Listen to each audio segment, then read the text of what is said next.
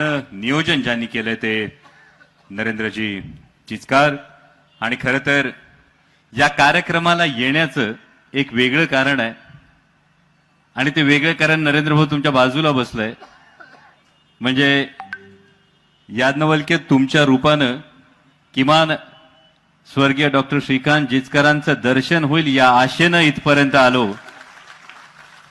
गोष्ट आपण कायम म्हणतो ती म्हणजे संविधानाच्या बाबतीत, लोकशाहीच्या बाबतीत जेव्हा लोकशाही सुदृढ करायची असेल, लोकशाही सक्षम करायची असेल, तेव्हा सुशिक्षित लोकप्रतिनिधी असले पाहिजे. याचं सर्वोच्च उदाहरण ज्यांनी या देशात घालून दिलं त्यांचे चिरंजीव याज्ञवल्क्य जिचकार, उपस्थित सगळेच मान्यवर.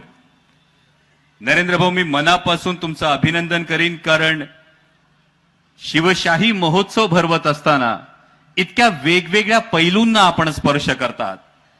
म्हणजे आज हा आपण संविधान जागराचा कार्यक्रम करतो, त्यानंतर शिवचरित्रावरचं व्याख्यान आहे, शिवाजी अंडरग्राउंड इन भीमनगर मोहल्ला सारखं अप्रतिम नाटक आपण करणार आहात, आयोजित केलेला आहे श्री शक्तीचा सन्मान सोहळा आपण केलेला आहे. आणि हे का महत्वाचं आहे?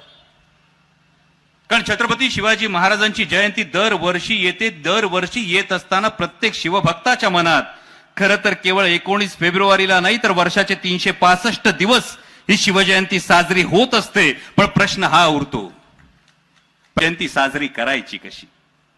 एक प्रसंग सांगतो. एक मंदिर होतं, त्या मंदिराकडे काही भाविक निघाले होते. त्यातले काही भाविक पायी पायी चालले होते, काही भाविक बैलगाडीतून चालले होते, काही भाविक घोड्यावर चालले होते, काही भाविक मोटारीतून चालले होते. आता गंमत अशी झाली होती, चालले होते सगळे एकाच मंदिरात, पण चारही जणांचे मार्ग वेगळे असल्यामुळे चौघांमध्ये वाद सुरू होते. पायी चालणारे म्हणत होते आमचीच भक्ती श्रेष्ठ कारण आम्ही पायी चालतोय. गाडीत चालणारे म्हणत होते घोड्यावर जाणारे तर स्वार्थी एकटे जातात, आम्ही तर 4 चौघांना सोबत घेऊन जातोय. घोड्यावर चालणारे म्हणत होते की गाडीत जाणारे मूर्ख, कारण ते इतिहासाला सोडून चाललेत, आम्ही तर इतिहासानुसार घोड्यावर बसून चाललोय. गाडीत जाणारे म्हणत होते हे मागचे सगळे मागासलेले आहेत, कारण आम्ही आधुनिकतेची कास धरून चाललोय. चौघे भांडत भांडत मंदिरात पोचले. मंदिरात पोचल्यानंतर भगवंतानं दर्शन दिलं. भगवंतानं दर्शन दिल्यानंतर 4ही प्रकारचे लोक निशब्द झाले आणि भगवंतानं प्रश्न विचारला, आता सांगा महत्वाचं काय, भक्तीचा मार्ग की भक्तीचा भाव?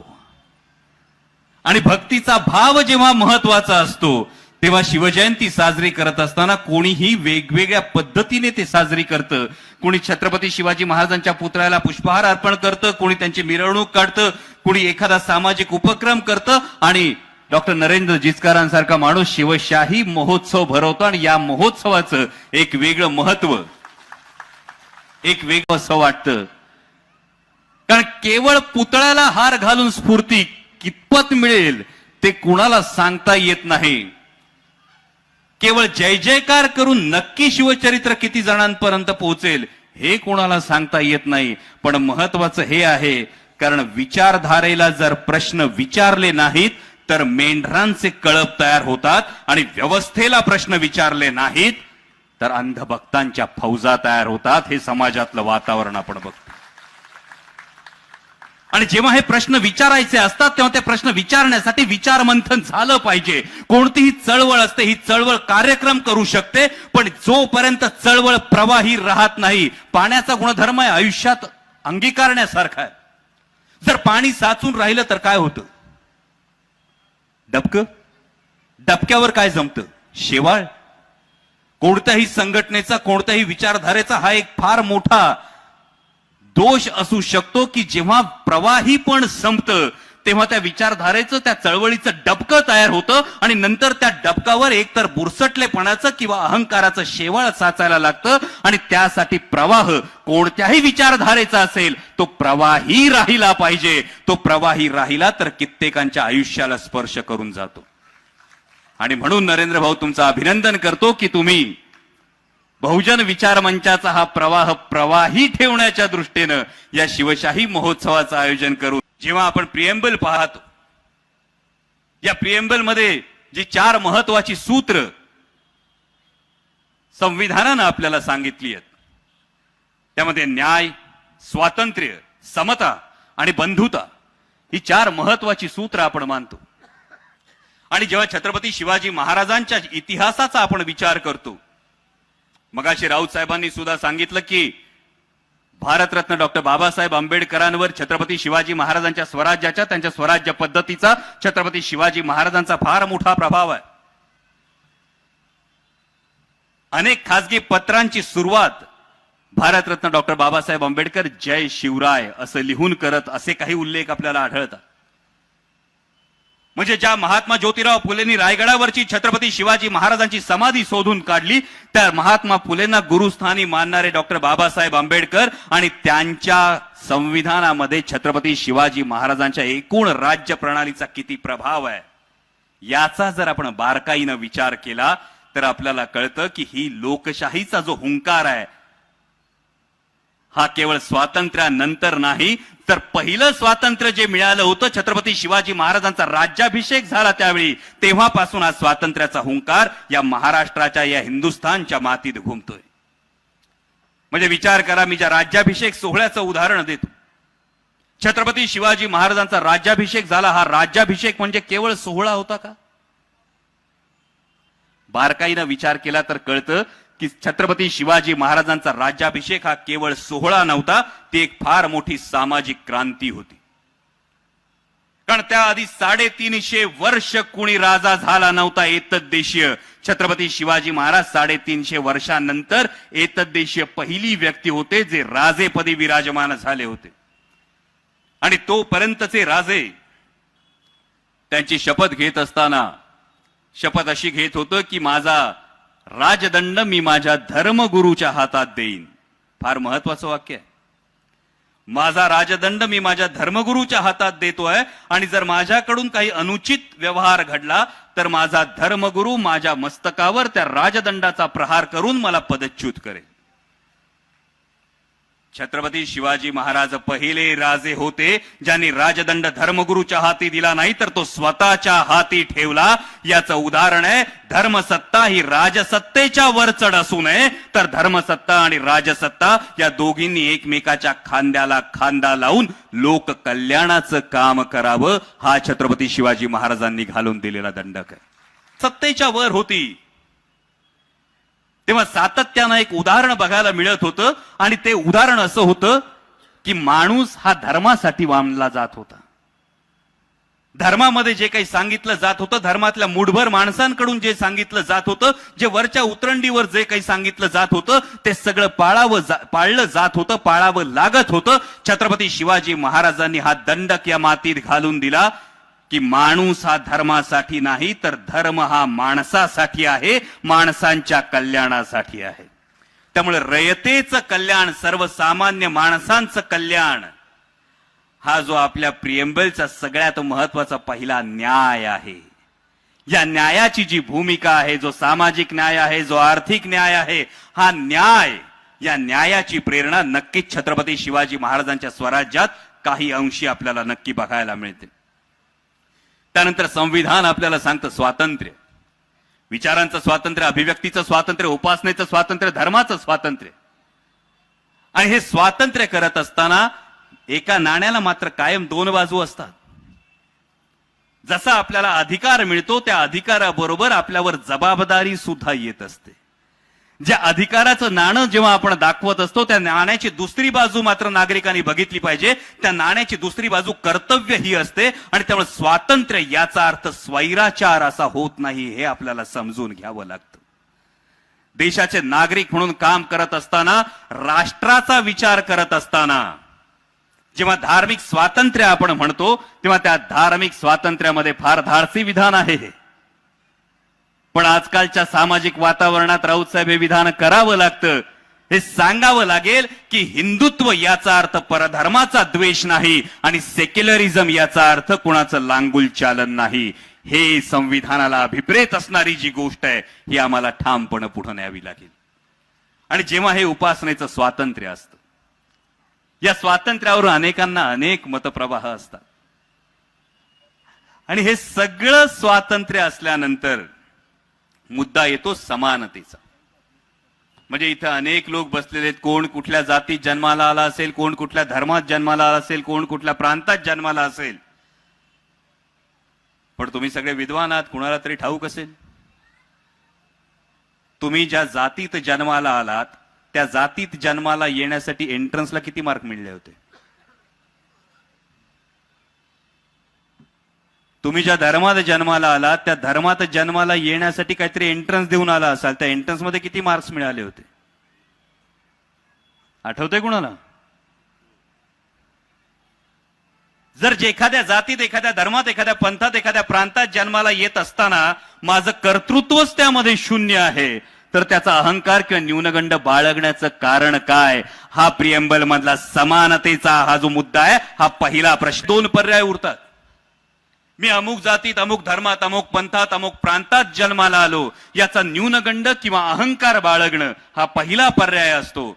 आणि दुसरा पर्याय हा असतो, मी कोणत्याही जातीत, कोणत्याही धर्मात, कोणत्याही पंथात, कोणत्याही प्रांतात जन्माला आलो असलो तरी माझ्या कर्तृत्वानं माझं व्यक्तिमत्व अशा उंचीवर नेऊन ठेवेल की माझा माझ्या जातीला, माझा माझ्या पंथाला, माझा माझ्या प्रांताला आणि पर्यायानं माझा माझ्या राष्ट्राला अभिमान वाटेल.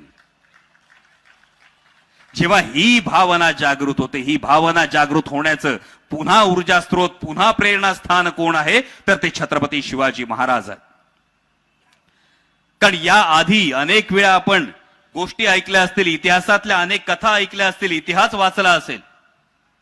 हा इतिहास वाचत असताना अनेक वेळा आपल्याला ऐकायला मिळालं असेल की रणांगणावर राजा पडला आणि प्रजेची आणि सैन्याची पळापळ झाली. रणांगणावर राजा जखमी झाला आणि सैन्याचं मनोधैर्य खचलं. अनेक इतिहासातले पराभवाच्या ज्या गोष्टी आहेत, या पराभवाच्या गोष्टींमध्ये अनेकदा हे लिहिलं गेलंय. पण विचार करा, स्वराज्य रक्षक संभाजी महाराजांनी बलिदान पत्करल्यानंतर राजा आघाडीवर नसताना या महाराष्ट्रातली सर्वसामान्य रयत काबूल ते बंगाल सल्तनत असलेल्या औरंगजेबाच्या 5 लाख सैन्याच्या विरोधात 18 वर्ष लढत होती. राजा आघाडीवर नसताना लढत होती. ही केवळ प्रेरणा नाही, ही राष्ट्रभावना आहे. आणि ही राष्ट्रभावना छत्रपती शिवाजी महाराजांनी या मातीत जागृत केली. जेव्हा समानतेचा दुसरा मुद्दा येतो, खरं तर माता भगिनी इथे बसलेल्या आहेत. समानता केवळ जातीय समानता नाही, समानता केवळ धार्मिक समानता नाही, तर समानता ही स्त्री पुरुषाची सुद्धा असली पाहिजे, याचा आपण विचार मांडला पाहिजे.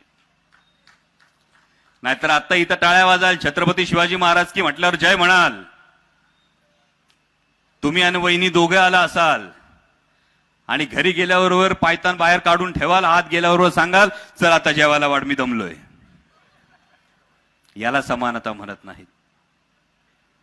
हा विचार होणं गरजेचं. काळ पुढे होत चाललेल्या 50% लोकसंख्या ही तुम्ही आहात. तुमचं एक स्वतंत्र व्यक्तिमत्व आहे, तुमचं एक स्वतंत्र अस्तित्व आहे आणि तुम्ही स्वतःची ओळख निर्माण करता आहात. त्या ओळखीचा आदर करण्याची सगळ्यात मोठी गोष्ट आहे समानता. मागे गेलात तर विचार करा, छत्रपती शिवाजी महाराज जन्माला यावे असं प्रत्येकाला वाटत असतं, पण छत्रपती शिवाजी महाराज जन्माला येण्याआधी घरोघरी राष्ट्रमाता जिजाऊ माँसाहेब जन्माला याव्या लागतात. आणि महाराज साहेबांनी आपलं स्वप्न त्यांच्या हाती सोपवल्यानंतर त्यांना जे स्वातंत्र्य दिलं होतं, निर्णयाचं स्वातंत्र्य दिलं होतं, विचाराचं स्वातंत्र्य दिलं होतं, ते स्वातंत्र्य देणारे स्वराज्य संकल्पक शहाजी महाराज साहेब सुद्धा घराघरात लागतात. विचार करा, त्या काळात 17व्या शतकात छत्रपती संभाजी महाराजांनी आपल्या पत्नीला महाराणी येसूबाई साहेबांना स्वराज्याची शिक्के कटार सुपूर्द केली होती, श्री सखी राज्ञी जयती म्हणून. आणि जेव्हा श्री सखी राज्ञी जयती स्वराज्याची शिक्के कटार 17व्या शतकात छत्रपती संभाजी महाराज महाराणी येसूबाई साहेबांना सुपूर्द करतात, आणि आजही जर आमच्या माता भगिनींना समानतेसाठी झगडावं लागत असेल तर नक्की प्रेरणा आमच्यापर्यंत पोहोचली का? आम्ही जागे होऊन हे भान ठेवून आम्ही ही गोष्ट लक्षात घेतो आहोत का? याचा विचार होणं फार गरजेचं आहे. कारण या दोन मध्ये फरक फार सोपा आहे. अनेक जण विचारतात की महिला आणि पुरुष याच्याविषयी तुम्ही डायरेक्ट बोलता. पुन्हा तोच प्रश्न मगाशी विचारलेला, मी पुरुष म्हणून जन्माला आलो, माझं कॉन्ट्रीब्युशन काय? पुन्हा एंट्रन्स दिली होती? नव्हती. मी स्त्री म्हणून जन्माला आले, माझं कॉन्ट्रीब्युशन काय? 46XY की 46XX? एका फक्त क्रोमोझोमचा फरक आहे. याच्यामध्ये स्त्री आणि पुरुष हे दोन्ही ईश्वरानेच निर्मिलेली जर दोन्ही लेकरं आहेत, तर त्या स्त्रीचं एक स्वतंत्र व्यक्तिमत्व, स्वतंत्र अस्तित्व मान्य करणं, त्या व्यक्तिमत्वाला तिची स्पेस देणं, सहानुभूतीपेक्षा तिच्या व्यक्तित्वाचा आदर करणं, ही आज 21व्या शतकातली काळाची गरज आहे. आणि ती गरज जर आपण ओळखली तर राष्ट्रमाता जिजाऊ माँसाहेबांचे जे संस्कार या स्वराज्याला मिळाले त्याचं कुठेतरी चीज होईल. विचार करा किती मोठा संस्कार असेल. म्हणजे केवळ इथे माता भगिनी बसल्यात आणि त्यांना खुश करण्यासाठी ही गोष्ट नाही बोलत, पण एक फार मोठी गोष्ट, एक साधा विचार करा. छत्रपती शिवाजी महाराजांचं जे स्वराज्य होतं ना, या स्वराज्याच्या 2.5 ते 3 पट औरंगजेबाच्या साम्राज्याचा एक सुभा होता. आणि असे 28 सुभे औरंगजेबाच्या राज्यात होते. म्हणजे औरंगजेबाचं राज्य छत्रपती शिवाजी महाराजांच्या स्वराज्याच्या जवळपास 85 ते 90 पट होतं. छत्रपती शिवाजी महाराजांच्या स्वराज्यापेक्षा वैभवानं मोठी असलेली अनेक राज्य पृथ्वी तलावर अस्तित्वात आली, लयाला गेली.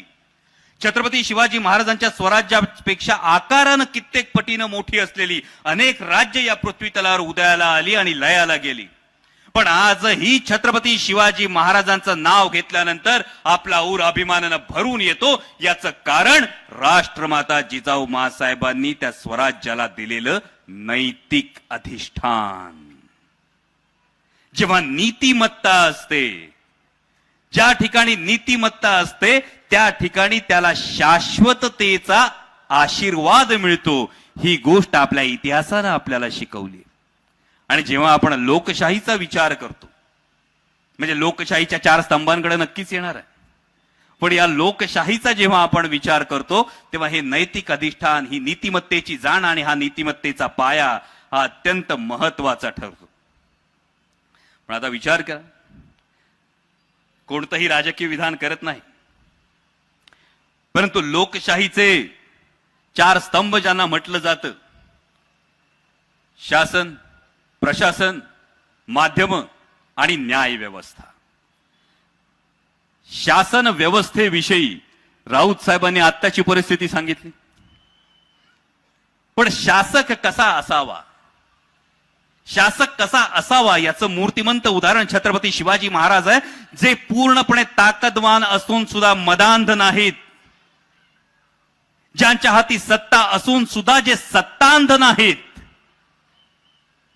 ज्यांचं स्वतःचं राज्य असतानाही ते स्वार्थी नाहीत, आणि 350 वर्ष अस्तित्वात नसलेली गोष्ट अस्तित्वात आणल्यानंतर सुद्धा हे माझं नाही, हे रयतेचं राज्य आहे असं म्हणणारं इदम न मम हे तत्व बाळगणारे आदर्श शासक छत्रपती शिवाजी महाराज. म्हणजे छत्रपती शिवाजी महाराज की नुसतं जय म्हणून चालत नाही. आजकाल तर नवीन एक बऱ्याच ठिकाणी बघायला मिळतं, छत्रपती शिवाजी महाराजांची आरती. मी अनेकदा कार्यक्रमाला जातो आणि कार्यक्रमाला गेल्यानंतर मला आवर्जून सांगतात छत्रपती शिवाजी महाराजांची आरती करूयात. मी हात जोडून सांगतो, देवत्वाच्या चौकटीत नेऊन माझ्या राजांना बसवू नका, कारण कर्माच्या जोरावर, केवळ कर्तृत्वाच्या जोरावर मर्त्य माणसाला सुद्धा देवत्वापर्यंत पोहोचता येतं. याचं एकमेव द्वितीय उदाहरण म्हणजे छत्रपती शिवाजी महाराज. आणि जर या कर्मावर विश्वास ठेवायचा असेल तर केवळ आरतीमध्ये त्यांना गुंतवण्यापेक्षा त्यांच्या चरित्रातून, त्यांच्या जीवनातून तेजाचा आणि प्रेरणेचा एक अंश आपल्या जीवनात घेतला तरी सुद्धा आयुष्य सुंदर होईल. नंतर येतं प्रशासन. आता शिवकाळातलं प्रशासन आणि आत्ताचं प्रशासन अशी तुलना करणार नाही, कारण ही तुलना होऊ शकत नाही. ही तुलना करणं वेडेपणाचं ठरेल. पण त्याचे आदर्श जेव्हा आपण घेतो तेव्हा आदर्श राज्य जेव्हा असतं, रयतेचं राज्य जेव्हा असतं, मी सगळे अर्धवट विधानं करतोय कारण ही कुठली राजकीय प्रचाराची सभा नाही, हे विचार मंथन आहे. याच्या पुढचा विचार तुम्ही करायला हवा. या म्हणजे मी मागे संसदेमध्ये विधान केलं होतं कि आजकल मीडिया सत्ता पक्ष छोड़कर विपक्ष से सवाल करता है. जो लोकशाहीचा चौथा स्तंभ आहे, या चौथ्या स्तंभाच्या हातात खरं तर लगाम आहे. हा आरसा असला पाहिजे, निरपेक्ष आरसा असला पाहिजे, स्वच्छ आरसा असला पाहिजे. अनेकदा उदाहरण हे बघायला मिळतं, त्या आरसाच आजकाल काही रंगांमध्ये रंगला गेलाय आणि त्यामुळं कदाचित सत्ताधाऱ्यांना आपलं प्रतिबिंबच दिसत नाही. ही जेव्हा परिस्थिती येते तेव्हा त्यामध्ये फार मोठं प्रश्नचिन्ह तयार होतं. आणि चौथी गोष्ट येते ती न्याय व्यवस्थेची. म्हणजे विदर्भात भांडणं किती होतात आणि कोर्टाचे दरवाजे किती ठोठावले जातात माहित नाही, पण कोकणात गेल्यानंतर मला काही माझ्या मित्रांनी सांगितलं की आमच्याकडे आवर्जून धमकी दिली जाते, तुला कोर्टातच बघून घेतो. ही चेतावणी नाहीये, तो सर्वसामान्य माणसाचा न्याय व्यवस्थेवरचा विश्वास आहे की मला इथे न्याय मिळेल. त्यामुळे शासक हा माझ्या कल्याणाचा निर्णय घेईल, प्रशासक हा सर्वसामान्य जनतेचा कल्याणाचा निर्णय अंमलात आणेल, माध्यम हा सर्वसामान्य जनतेचा निर्णय घेण्यासाठी शासन आणि प्रशासनाला प्रवृत्त करतील. आणि जर यांच्यामध्ये काहीतरी गफलत होत असेल तर न्याय व्यवस्था सर्वसामान्यांच्या हितासाठी दक्ष राहील. ही लोकशाहीचे ज्या चार स्तंभ आहेत, हे जर टिकले, भवितव्य टिकणार आहे. हे जर टिकले तर तुमच्या माझ्या कच्च्या बच्चांचं भवितव्य टिकणार आहे. आज सातत्यानं आपण बघतो, आजूबाजूच्या देशांमध्ये जेव्हा डोकावून बघतो, त्या आजूबाजूच्या देशांची जर परिस्थिती बघितली तर भारतरत्न डॉक्टर बाबासाहेब आंबेडकरांनी दिलेल्या संविधानाचं महत्व आपल्या लक्षात येतं की शेजारच्या पाकिस्तानची काय अवस्था आहे, श्रीलंकेची काय अवस्था आहे, मधल्या काळात बांगलादेशची काय अवस्था झाली होती. ही सगळी अनागोंदी नसण्याचं फार महत्वाचं कारण आहे की शासनात, प्रशासनात, माध्यमांमध्ये, न्याय व्यवस्थेमध्ये काही का होईना ही चांगली माणसं आहेत ज्यांचा अजूनही संविधानावर विश्वास आहे आणि या संविधानाचा पाया अजूनही मजबूत आहे. पण आमच्या सर्वसामान्य पुढच्या पिढीपर्यंत संविधान पोहोचतं किती? गंमत बघा, शाळकरी कुणी पालक आहेत, शाळेत मुलांना नागरिकशास्त्र किती मार्काचं माहितीये? 20 आपल्या लहानपणी होतं, आता 8 मार्काचं झालंय. विचार करा, जगातल्या सर्वात मोठ्या लोकशाहीच्या शिक्षण व्यवस्थेमध्ये नागरिक शास्त्र हे केवळ 8 मार्काचं होतं. एकीकडे आपण म्हणतो संविधान वाचवलं पाहिजे, संविधान बचाव रॅली काढली पाहिजे, पण त्याआधीच सगळ्यात महत्वाची गोष्ट आहे की ही लोकशाही वाचवायची असेल तर या लोकशाहीचा सगळ्यात महत्वाचा घटक आहे तो म्हणजे मतदार राजा. या मतदार राजामध्ये राजकीय साक्षरता आली पाहिजे, ही सगळ्यात महत्वाची बाब आहे. आज तुम्ही साधा विचार करा,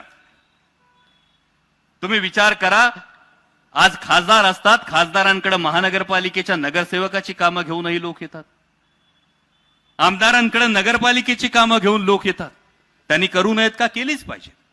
लोकांनी तुम्हाला निवडून दिले, तुम्ही केली पाहिजे, बरोबर? आणि मग सांगा संसदेत काय चाललंय ते?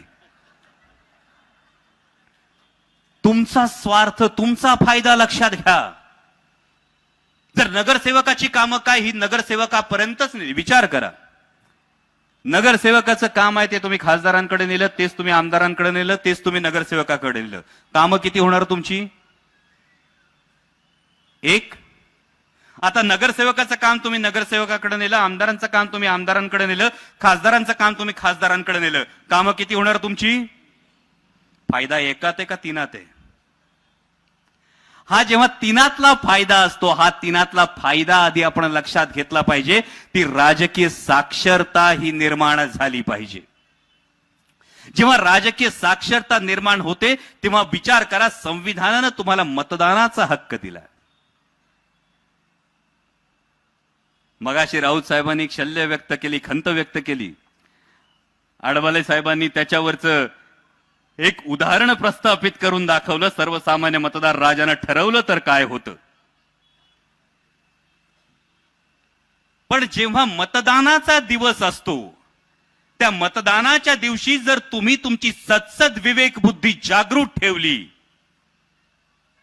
माझे प्रश्न सोडवायला कोण येणार आहे, माझे प्रश्न नेमके काय आहेत याचा जर विचार केला आणि सत्सद विवेक बुद्धी जागृत ठेवून कर्तव्य म्हणून, केवळ अधिकार म्हणून नाही तर कर्तव्य म्हणून मतदानाचा अधिकार जर बजावलात तर तुम्हाला हे सांगण्याचीच वेळ येणार नाही की संविधान बचाव. संविधानामध्ये तेवढी ताकदच आहे की ते संविधान आपोआप तरुण जगद्गुरु तुकोबारायांची गाथा जशी तरुण वर आले असं म्हणतो, तसं या सगळ्या समुद्र मंथनात आपोआप ते वर येताना दिसणार आहे.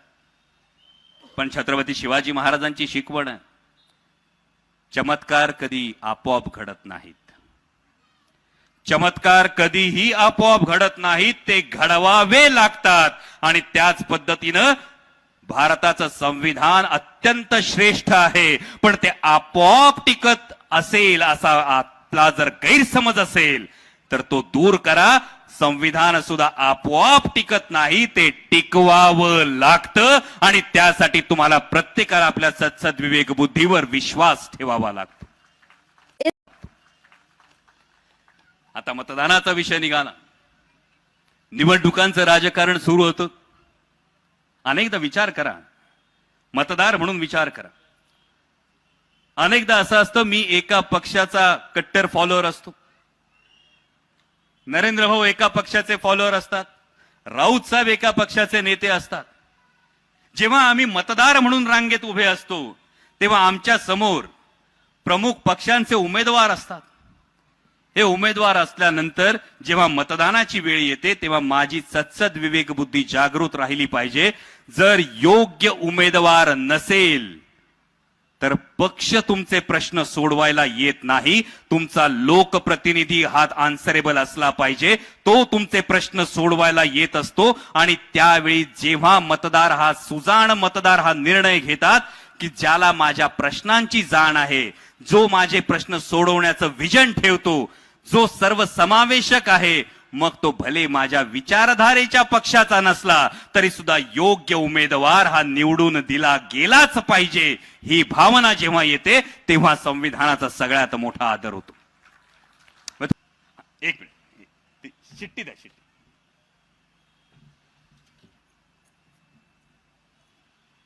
सोपं आहे काय? शिट्टी. मला अधिकार मिळालेला असतो, तो अधिकार वापरणार कसा याच्यावर महत्वाचं असतं. शिट्टी वाजवणं, जर मी म्हटलं शिट्टी वाजवणं माझा अधिकार आहे, अरे बाबा पण शिट्टी कशासाठी वाजवतो याच्यावर तुझा शिट्टी वाजवण्याचा अधिकार अवलंबून आहे. तू जर कुणाला छेडण्यासाठी, कुणाला त्रास देण्यासाठी शिट्टी वाजवत असशील तर त्या शिट्टीचा उपयोग नाही. पण जर हीच शिट्टी स्वतःचं अस्तित्व दाखवून देण्यासाठी वाजवली जात असेल, जर अंधारात हरवल्यानंतर कोणीतरी शिट्टी वाजवतं आणि त्या शिट्टीचा उपयोग हे स्वतःचं अस्तित्व दाखवून देण्यासाठी होतो, कोणीतरी अडचणीत सापडलेलं असतं तेव्हा शिट्टी वाजवतं, त्या शिट्टीचा उपयोग हा अडचणीतून बाहेर येण्यासाठी होतो. इतकंच कशाला, विसल ब्लोअर ज्याला म्हणतात, जो गैरप्रकारांकडे लक्ष वेधून घेतला जातो त्याला सुद्धा विसल ब्लोअर म्हणतात. त्यामुळे वापर केला तर तो शिट्टीचा उपयोग आहे. म्हणजे शिट्टी जर त्रास देण्यासाठी वापरली जात असेल तर त्याविषयी समर्थन नाही. पण शिट्टी जर लक्ष वेधून घेण्यासाठी वापरली जात असेल, शिट्टी जर अस्तित्व दाखवून घेण्यासाठी वापरली जात असेल, शिट्टी जर जनसामान्यांच्या हितासाठी वापरली जात असेल तर होय, शिट्टी वाजवणं हा माझा अधिकार आहे. पण नुसती शिट्टी असून चालत नाही. नुसती शिट्टी असून चालत नाही. नुसती अशी शिट्टी धरली तर आवाज येणार आहे? येणार आहे? शिट्टी वाजण्यासाठी गरजेचं काय?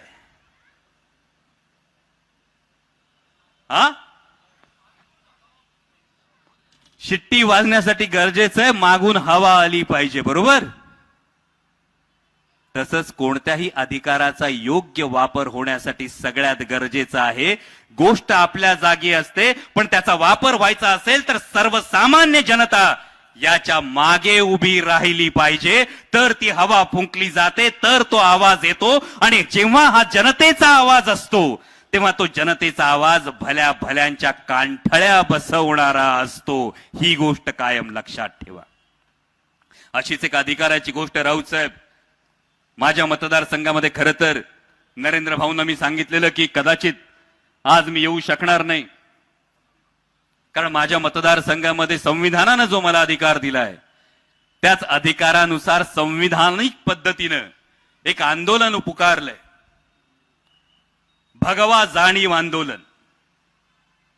आज 75 वर्ष झाली तरी सुद्धा ज्या छत्रपती शिवाजी महाराजांच्या नावानं आपण महाराष्ट्रभर, देशोदेशी, जगभरात शिवजयंतीचे कार्यक्रम करतो, छत्रपती शिवाजी महाराजांना आपण आपलं आराध्य दैवत मानतो, परंतु एक सल आहे माझ्यासारख्या शिवभक्ताला की आजही छत्रपती शिवाजी महाराजांच्या जन्मस्थानी किल्ले शिवनेरीवर अजूनही भगवा ध्वज नाही. हा भगवा ध्वज कुणाचा आहे?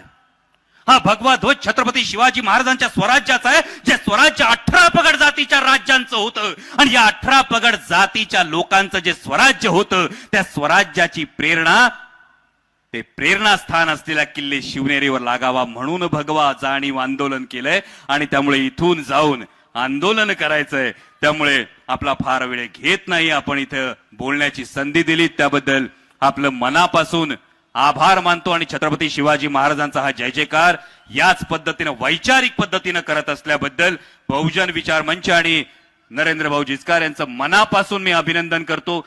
याच पद्धतीनं छत्रपती शिवाजी महाराज हा केवळ डोक्यावर घेऊन नाचण्याचा विषय नाही, तर तो डोक्यात भिनवून घेण्याचा विषय आहे. हे जेव्हा माझ्या तरुणाईला कळेल त्या दिवसापासून पुन्हा संविधान बचाव म्हणावं लागणार नाही. प्रत्येकाच्या हातात संविधानाची प्रत असेल आणि प्रत्येकाच्या मनगटात त्या संविधानानं दिलेली ताकद असेल, याची अपेक्षा व्यक्त करतो आणि थांबतो. धन्यवाद. जय शिवराय.